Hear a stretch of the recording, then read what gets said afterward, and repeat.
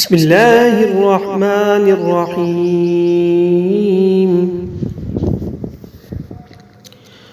قد افلح المؤمنون الذين هم في صلاتهم خاشعون والذين هم عن اللغو معرضون والذين هم للزكاة فاعلون والذين هم لفروجهم حافظون إلا على أزواجهم أو ما ملكت أيمانهم فإنهم غير ملومين فمن ابتغى وراء ذلك فأولئك هم العادون والذين هم لأماناتهم وعهدهم راعون والذين هم على صلواتهم يحافظون أولئك هم الوارثون الذين يرثون الفردوس هم فيه خالدون ولقد خلقنا الإنسان من سلالة من طين ثم جعلناه نطفة في قرار مكين ثم خلقنا النطفة علقة فخلقنا العلقة مضغة فخلقنا المضغة عظاما فكسونا العظام لحما ثم أنشأناه خلقا آخر فتبارك الله أحسن الخالقين ثم إنكم بعد ذلك لميتون ثم إنكم يوم القيامة تبعثون ولقد خلقنا فوقكم 7 طرائق وما كنا عن الخلق غافلين وأنزلنا من السماء ماء بقدر فأسكناه في الأرض وإنا على ذهاب به لقادرون فأنشأنا لكم به جنات من نخيل وأعناب لكم فيها فواكه كثيرة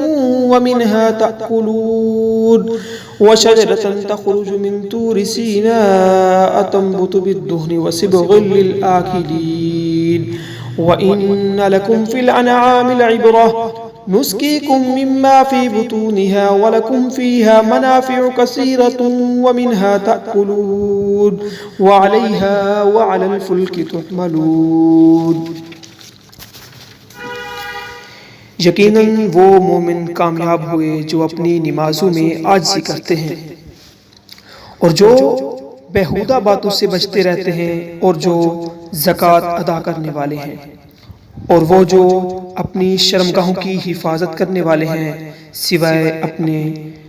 بیویوں یا اپنی مملوکہ لوڈیوں کے، کیونکہ ان پر اس بات میں کوئی الزام نہیں۔ پس جو کوئی اس کے علاوہ عورتوں وغیرہ کے خواہش مند ہوں گے تو ایسے لوگ حد سے نکل جانے والے ہیں، اور وہ جو اپنی امانتوں اور وعدے کا پاس رکھتے ہیں اور وہ جو اپنی نمازوں کی حفاظت کرتے ہیں، یہی لوگ حقیقی وارث ہیں جو جنت الفردوس کے وارث ہوں گے اور وہ اس میں ہمیشہ ہمیشہ رہیں گے۔ اور ہم نے انسان کو مٹی کے جوہر سے پیدا کیا، پھر ہم نے اس کو نطفہ بنا کر ایک محفوظ مقام رحم مادر میں رکھا،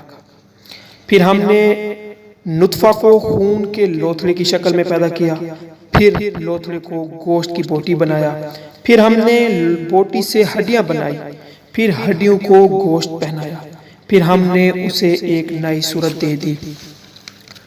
پس بابرکت ہے وہ اللہ جو بہترین تخلیق کرنے والا ہے۔ پھر اس کے بعد تم نے ضرور مرنا ہے، پھر تمہیں قیامت کے دن اٹھایا جائے گا۔ پھر ہم نے تمہارے اوپر 7 آسماں بنائے اور ہم اپنی مخلوق سے بے خبر نہیں، اور ہم نے آسمان سے ایک اندازے کے مطابق پانی اتارا، پھر اس کو ہم نے زمین میں ٹھہرایا، اور بے شک ہم اسے ختم کر دینے پر بھی قادر ہیں۔ پھر ہم نے اس سے تمہارے لیے کھجوروں اور انگوروں کے باغات پیدا کیے، تمہارے لیے ان میں بہت سے میوے ہیں اور ان میں سے تم کھاتے ہو،